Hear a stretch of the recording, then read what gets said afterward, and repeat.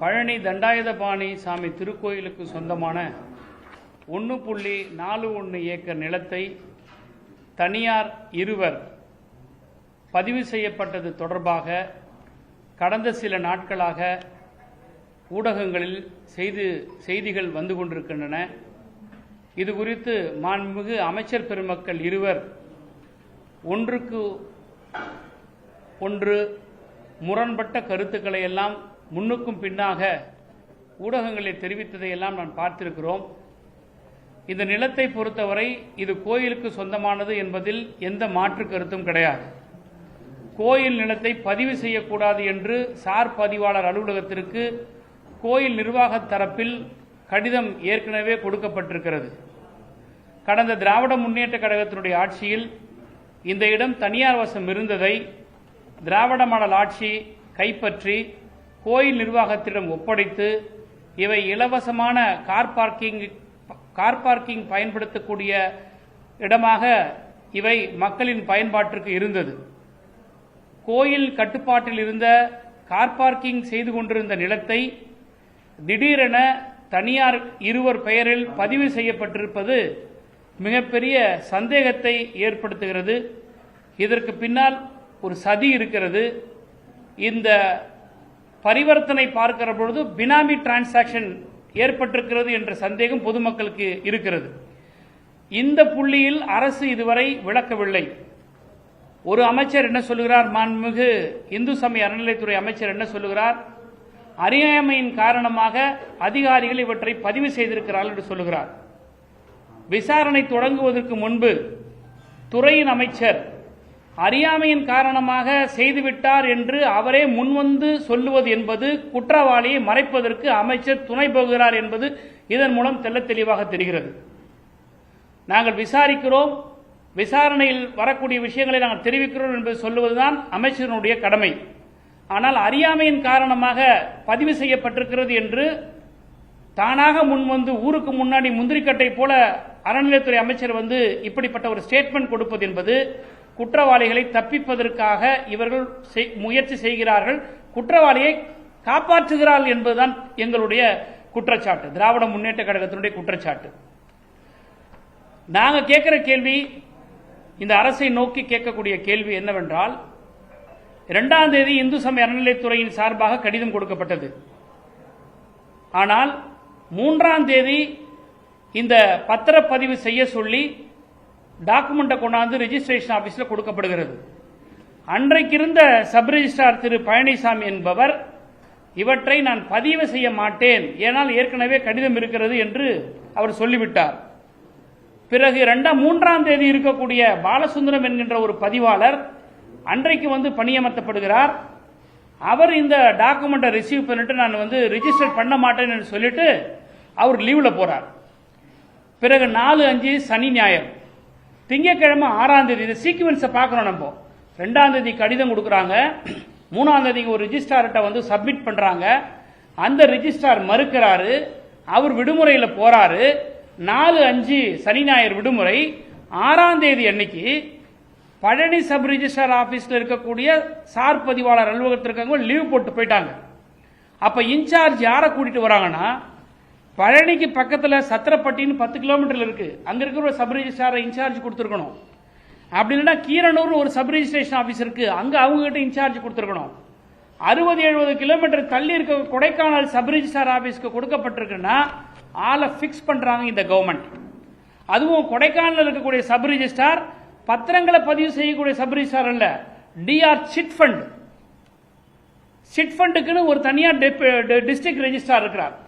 அவரை அழைச்சிட்டு வந்து இங்க ஒரு நாள் இவங்க வந்து இன்சார்ஜ் கொடுக்குறாங்க.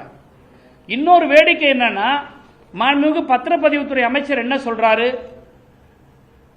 கோர்ட்டோட ஆர்டர்ல டாக்குமெண்ட் எல்லாம் சரியா இருந்ததுன்னா பதிவு செய்யலான்னு இருந்ததுனால அவங்க பதிவு செஞ்சிட்டாங்கன்னு சொல்றாரு.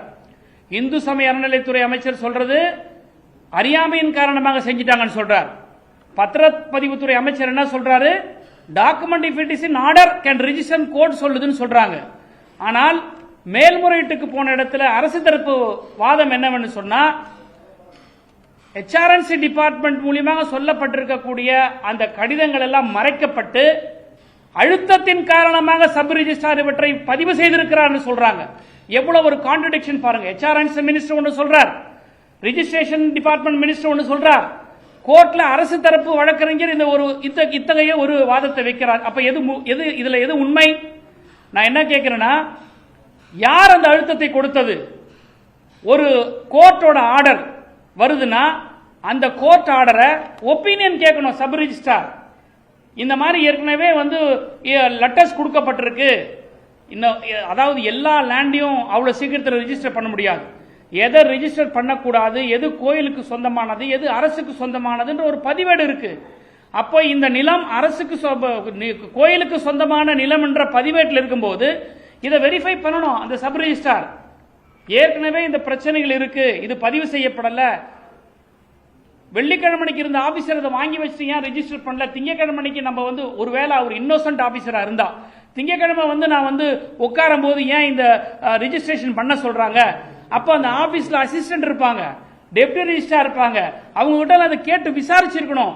இது எல்லாம் எதுவுமே செய்யாம இவங்க பதிவு செய்கிறார்கள் என்று சொன்னால் இதுல ஒரு சதி இருக்கு, இது ஒரு பினாமி டிரான்சாக்ஷன் இருக்கு. 15 லட்சம் ரூபாய் ஆன்லைன்ல ரெஜிஸ்ட்ரேஷன் ஸ்டாம்ப் டியூட்டியை பணம் கட்டுறாங்க.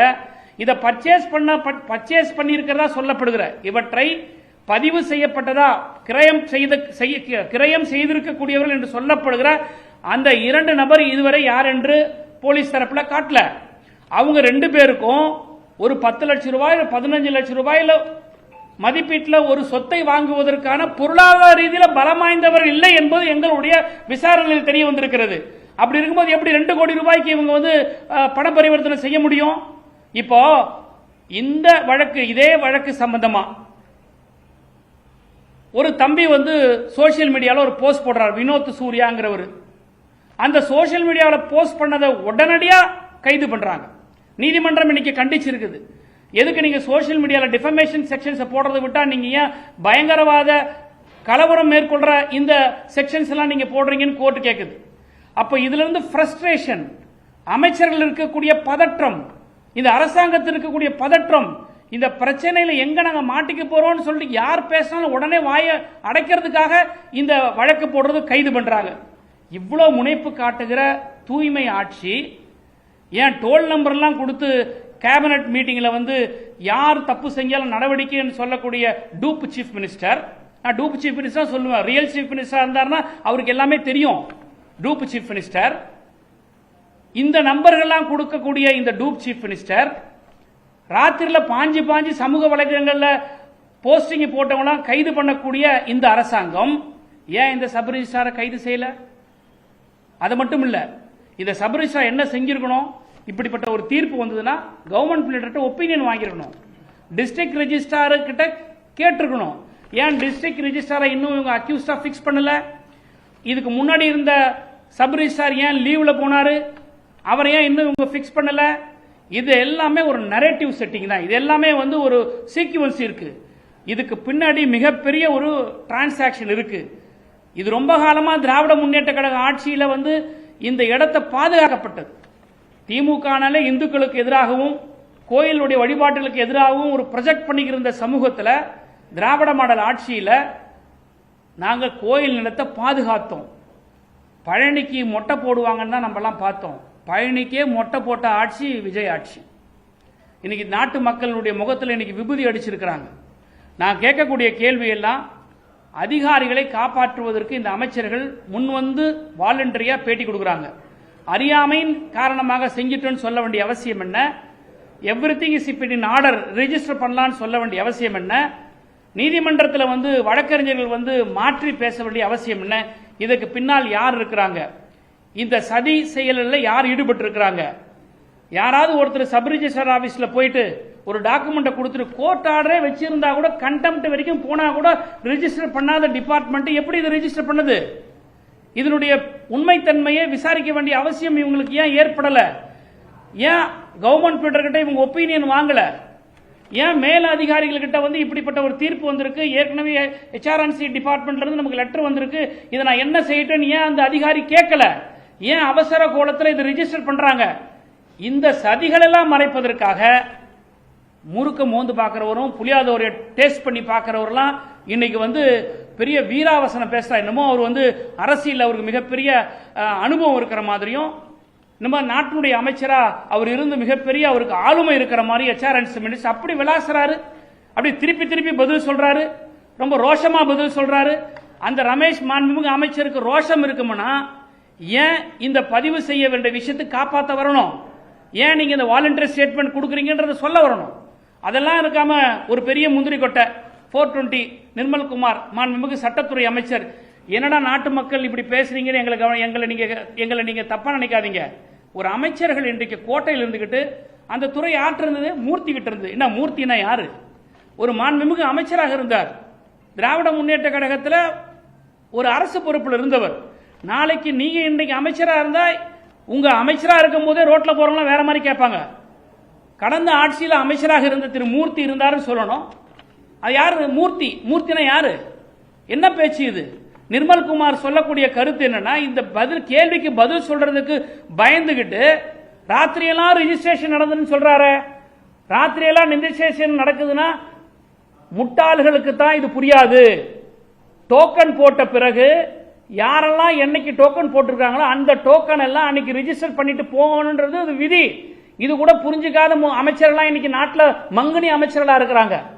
அன்னைக்கு இரவு எவ்வளவு நேரம் இருந்தாலும் ரிஜிஸ்டர் பண்ணிட்டு போனோம். ரைட்டு 9 மணி 10 மணி ரிஜிஸ்டர் பண்ணாது.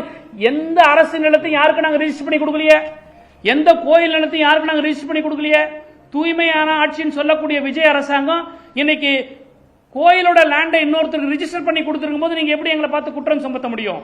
அதனால இந்த அமைச்சர்கள் எல்லாம் இந்த அமைச்சர்கள் செய்யக்கூடிய விஷயங்களை எல்லாம் மக்கள் முன்னாடி வந்து உண்மையை பேசணுமே தவிர தேவையில்லாத அரசியல் சர்ச்சைகளை உருவாக்கி பிரச்சனைகளை திசை திருப்புவதற்காக மட்டுமே இந்த பிரஸ் மீட் நடந்திருக்கிறதே தவிர இவங்க யாரும் உண்மைக்கு நாட்டு மக்களுக்கு உண்மையை கொண்டு வந்து கொடுக்கவே இல்லை. இன்னைக்கு சிபிசிஐடி விசாரிச்சுக்கிட்டு இருக்கு பழனியில. இந்த சிபிசிஐடி என்ன விசாரிக்க முடியும்? இதே காவல்துறை தான். எனவே இதனுடைய போக்கை நாங்கள் கொஞ்ச காலத்துக்கு கவனிப்போம், வாட்ச் பண்ணுவோம், மானிட்டர் பண்ணுவோம். இதுல விசாரணை சரியாக நடைபெறவில்லை என்று சொன்னால் திராவிட முன்னேற்ற கழகம் இது குறித்து நீதிமன்றத்துக்கு செல்வதற்கு தயங்காது. எனவே அமைச்சர் பெருமக்கள் எல்லாம் வாயடக்கம் தேவை. நாகரிகமாக பத்திரிகையாளர் முன்பு சந்திக்க வேண்டும். இருக்கின்ற பிரச்சனைகளை எடுத்து சொல்ல வேண்டும். மக்களுக்கு விளக்கத்தை கொடுக்க வேண்டும்.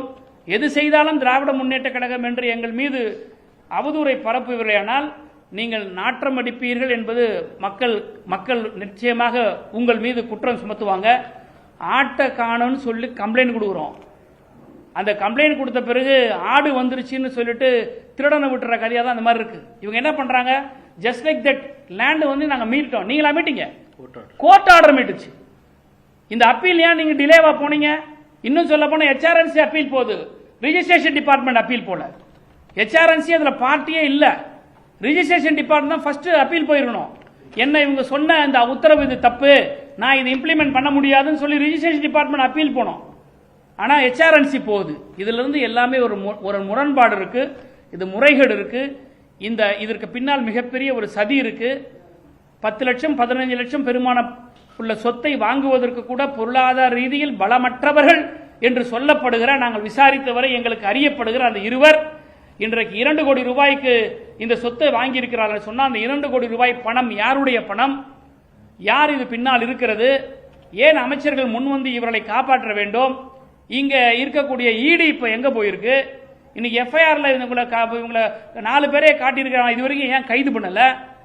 இரவுகளில் சமூக வலைதளத்தில் பணியாற்றக்கூடியவங்க எல்லாம் வந்து கைது கூடிய அரசாங்கம் இந்த குற்றவாளி ஏன் கைது பண்ணல? இந்த விஜய் அரசாங்கத்தை பொறுத்த வரைக்கும் சமூக வலைதளங்களில் இவங்க வந்து ஆக்டிவா இருக்காங்க தவிர சமுதாய பணியில இவங்க மயங்கி இருக்கிறாங்க. தயவு செய்து அந்த மயக்கத்திலிருந்து வெளியே வாங்க, நாட்டு மக்களுக்கு பணியாற்றுங்கன்னு மாண்புமிகு அமைச்சர் பெருமக்களையும் இந்த அரசையும் நான் கேட்டுக்கிறேன். திரு விஜய் அவர்கள் வெறும் கோட்டு சூட்டு போட்டுட்டு வந்து நான் வந்து தமிழ்நாட்டில் லஞ்சத்தை ஒழிச்சிட்டேன், 50 நாள்ல நான் வந்து வானத்தை வில்ல ஆக்கிட்டேன், வைகுண்டத்தை காட்டிட்டேன்ற சினிமா டைலாக்லாம் தேவையில்லை. உங்க முதுகு பின்னாடியே மிகப்பெரிய அளவில் புறையோடி ஊழல் இருக்கிறது. உங்க கட்சிக்காரங்க ஊழலாம் ஒரு பக்கம் விடுங்க, அரசுக்குள்ள இப்படிப்பட்ட ஊழல் இருக்கு. ஏன் முதலமைச்சர் வாய் திறக்கல? அங்க கன்னியாகுமரி நாகர்கோவில்ல ஒரு பெரிய ஒரு சம்பவம் நடந்திருக்கு, சிறைச்சாலையில் இறந்திருக்கிறாங்க. அது சம்பந்தமா முதலமைச்சர் பதில் வாய் திறக்கல. தமிழ்நாட்டுடைய கடந்த முதலமைச்சர் திமுக ஆட்சியில் ஏதாவது நடந்தா உடனே ஓடி வந்துருவார் ஸ்டேஜ் போட்டு பேசுறதுக்கு, சிஎம் சார்னு. இப்ப whereabouts CM is not known. எங்க இருக்கிறார் முதலமைச்சர், தேட வேண்டும். இதுதான் நாங்க தமிழ்நாட்டு மக்கள் மத்தியில் இருக்கக்கூடிய மிகப்பெரிய கேள்வி. நீங்க சொல்ற அந்த 2 பேர் நாங்க பணம் இல்லாதவர்கள் கண்டுபிடிச்சு சொன்னீங்க. இதுவரையிலும் நீதிமன்றத்துக்கு முன்னாடியோ அல்லது அரசோ இல்ல காவல்துறையோ யார் இந்த இருவர் அவர் பின்புல நடக்கிறத வெளிப்படுத்தல. நீங்க கண்டுபிடிச்சீங்கன்னா நீங்க யாரும் சொல்ல முடியுமா? இல்ல, அதான் உங்களுக்கு டாக்குமெண்ட் இருக்கு. நாங்க விசாரிச்ச வரைக்கும் சார் சார் நாங்க பேரா இருக்கின்ற ஆளை போய் புடிச்சு கொண்டாந்து கூட முடியும். நாங்க சொல்லக்கூடிய பேர்ல சேதுபதியும் இன்னொருத்தர் வெள்ளத்துறை, இவங்க 2 பேர் இருக்கிறாங்கன்னு சொல்றோம். அவங்க 2 பேரும் சேதுபதிங்கிறவர் அந்த கொடைக்கானல் பழனி பகுதியை சேர்ந்தவர், வெள்ளத்துறைங்கிறவர் உடுமலைப்பேட்டை பகுதியை சேர்ந்தவர். அவங்களுக்கு இந்த கெப்பாசிட்டி இல்லைன்றது எங்களுக்கு விசாரணையில் தெரியுது. இந்த சேதுபதி லிட்டிகேஷன் ப்ராப்பர்ட்டியை ஹேண்டில் பண்றவர் தான் எங்களுக்கு தெரிய வந்திருக்குது. டாக்குமெண்ட் சப் ரிஜிஸ்டர் ஆபீஸ்ல இருக்கல, போட்டோ ஒட்டியிருப்பாங்களே, ஏன் போட்டோ இதுவரையும் வெளியிடல? 2 பேரும் பர்ச்சேசர், நீங்களும் நானும் போய் ப்ராப்பர்ட்டி வாங்கணுமா, ஏன் போட்டோ ஓட்டணும், உங்க போட்டோ ஓட்டணும், சாட்சி கையெழுத்து போட்டோ ஓட்டணும். அந்த போட்டோ இப்ப அவைலபிளா இருக்கா இல்லையா? On the table of the sub register, அரசனுடைய கோப்புல இருக்குல்ல, ஏன் அதை வெளியிடல இன்னும்? அப்ப இந்த ஆட்சி, இந்த அதிகாரம், இந்த அமைச்சர் மறைக்கிறாங்க இந்த குற்றவாளிகளை. அதுதான் நான் சொல்றேன். அதுதான் தெரியலையே யாருடைய பினாமி. அந்த பினாமி யாரு? ஆளுந்தரப்பு சேர்ந்தவங்க இருக்கிறதுனாலதான் அமைச்சர் முன் குற்றவாளிகளை காப்பாத்துறாரு. அறியாமைனால செஞ்ச வார்த்தை சொல்லலாமா முதல்ல ஒரு அமைச்சர்? இது தவறல்லவா? அப்ப அறியாமை செஞ்சிருந்த போது you are preventing them, you are protecting them தான் தெரியுது. அப்ப பினாமி யார் இருப்பா? ஆளுங்கட்சி இருக்கு. அப்போ ஆளுங்கட்சி இருக்கிறதுனால நீங்க காப்பாத்துறீங்க. நீதிமன்றத்துக்கு போவோம், விசாரணை பார்ப்போம் சொல்லுவீங்க, அமைச்சரே முன் சொல்றது நீங்களே குற்றம் சாட்டுறீங்க, ஒரு காப்பாற்ற முயற்சிறாரு. இப்படி முயற்சி இருக்கும்போது நீங்க நீதிமன்றத்துக்கு இல்ல சார், நம்ம ஒரு சிபிசிஐடி நார்மல் போலீஸ் ஸ்டேஷன், நீங்க பழனி அடிவாரத்தில் போலீஸ் ஸ்டேஷன் விசாரணையிலிருந்து எடுத்து இன்னொரு சேஞ்ச் ஆஃப் இன்வெஸ்டிகேஷன் கொடுத்துருக்காங்க. நாங்க அரசாங்கத்தில் இருந்தவங்க இருக்கிற விஷயங்கள் எங்களுக்கு உணர்ந்து பேசுறதுனால தான், தாவேக்கா மாதிரி அறவேக்காடா நாங்க பேச மாட்டோம். உணர்ந்து பேசுறதுனால தான் we are giving a breathing time. அந்த சிபிசிஐடி எந்த கோணத்தில் போய் இப்ப நான் இந்த கொஸ்டின்ஸை வச்சிருக்கேன். லீவ்ல போனவரை ஏன் நீங்க பிக்ஸ் பண்ணலையா? அந்த டிஸ்ட்ரிக்ட் ரிஜிஸ்ட்ரார் ஏன் பிக்ஸ் பண்ணல? நீங்க ஒரு சப் ரிஜிஸ்ட்ராருக்கு இப்படிப்பட்ட ஒரு ஆர்டர் அவர் யார்கிட்ட கேட்கணும்? டிஸ்ட்ரிக்ட் ரிஜிஸ்ட்ரார்ட்ட கேட்கணும். டிஆர் சிட் ஃபண்டை கொண்டாந்து ஏன் நீங்க ரெகுலர் ரெஜிஸ்ட்ரேஷன் சப் ரிஜிஸ்ட்ரார் ஆபீஸ்ல போடணும்? டிஆர் சிட் ஃபண்டுடைய அவங்களுடைய நாமன் கல்ச்சர் இஸ் டிஃபரெண்ட். சிட் ஃபண்டுகளை பதிவு பண்றது, சிட் ஃபண்ட் நிறுவனங்கள் இருக்கக்கூடிய விஷயங்களை பார்க்கறதுக்கான ரெஜிஸ்ட்ராரை ஏன் நீங்க கொண்டு இன்சார்ஜ் இங்க போடுறீங்க? சத்திரப்பட்டி கீழே இருக்கு, பக்கத்திலே இருக்க 10 கிலோமீட்டர்ல அந்த ரெஜிஸ்ட்ரார்லவா ஒரு இன்சார்ஜா வரணும்? சார், ஒரு ஜுடிஷியல் மேஜிஸ்ட்ரேட் 1ஆம் number judicial magistrate casual leave இன்னைக்கு போட்டாங்கன்னா பக்கத்து கோர்ட் எந்த ஜுடிஷியல் மேஜிஸ்ட்ரேட் அவர் தான் சார் இன்சார்ஜ், அவர் தான் சார் ரிமாண்ட் பண்ணுவாரு. அதுக்காக சென்னையில ஜுடிஷியல் மேஜிஸ்ட்ரேட் இன்னைக்கு லீவ்ல இருக்கிறாருன்னா நீங்க போய் கன்னியாகுமரியில் இருக்கிற ஜுடிஷியல் மேஜிஸ்ட்ரேட் கிட்ட இன்சார்ஜ் கொடுப்பீங்களா? அப்படிதான் பண்ணிருக்கு. அப்ப என்னன்னா இந்த சப் ரிஜிஸ்ட்ரார் ஆபீசர் யாருமே இந்த குற்ற செயலுக்கு, சதி செயலுக்கு ஒத்து போல, லீவ் போட்டு போன ஆபீசர் ஒத்து போகல. அப்போ செட் பண்ணி கொண்டாடுறாங்க, இந்த மணிகண்டனை செட் பண்ணி கொண்டாடுறாங்க. சோ வெஸ்டட் இன்ட்ரெஸ்ட் இருக்கு. யார் இதை செய்ய முடியும்னு அவங்களுக்கு தெரியுது, இவர்கிட்ட கொடுத்தா இதை செய்வாருன்னு தெரியுது. அப்ப இதெல்லாம் பிக்ஸ் பண்ணி இந்த ஒரு பெரிய ஒரு ஸ்கேம் நடந்தது. இதுதான் எங்களுடைய குற்றச்சாட்டு. விஜய்க்கே தெரிஞ்சிருக்குங்க, விஜய்க்கே தெரிஞ்சதுனாலதான் இவங்க 2 பேரை விட்டு நீ முன்னே போய் நீங்க ஏதாவது பேசுங்க, முட்டு கொடுங்கன்னு கொடுக்குறாரு. விஜய்க்கு தெரியலனா விஜய் சொல்லட்டமே, மாண்புமிகு முதலமைச்சர் விஜய் சொல்லட்டமே. விஜய்க்கு தெரியுது, அவருக்கு தெரிஞ்ச அந்த அமைச்சர் இந்த ஆட்சியை காப்ப. ஏன்னா இப்பதான் ஒரு டோல் ஃப்ரீ நம்பர் ஒன்று கொடுத்தாருல, இன்னமும் நாட்டில் புதுசா இவர் தான் வானத்திலிருந்து குதிச்சு director of vigilance anti corruption என்னைக்கு தோன்றல, இப்பதான் அவர் கண்டுபிடிச்சிருக்கிறாரு. அந்த ஒரு டிபார்ட்மெண்ட் இப்பதான் உருவாக்கிறார் முதலமைச்சராகி. ஏங்க செக்ரட்டரியேட்டுக்கே போவாதீங்க இவங்கெல்லாம், சாதாரண காமன் பப்ளிக் செக்ரட்டரியேட்டுக்கு போனாங்களா எல்லா இடத்துலயும் ஒட்டி இருக்கும், லஞ்சம் வாங்குவது குற்றம், லஞ்சம் கொடுப்பது குற்றம், யாராவது லஞ்சம் கேட்டா இந்த நம்பரை புகார் தெரிவிங்கன்னு கொடுத்துருக்க சார். இதெல்லாம் இதான் சார் புதுசா ஒரு சீஃப் மினிஸ்டர் என்னமோ புடலங்கா கதையெல்லாம் விட்டுட்டு இருக்கிறாங்க இவரு.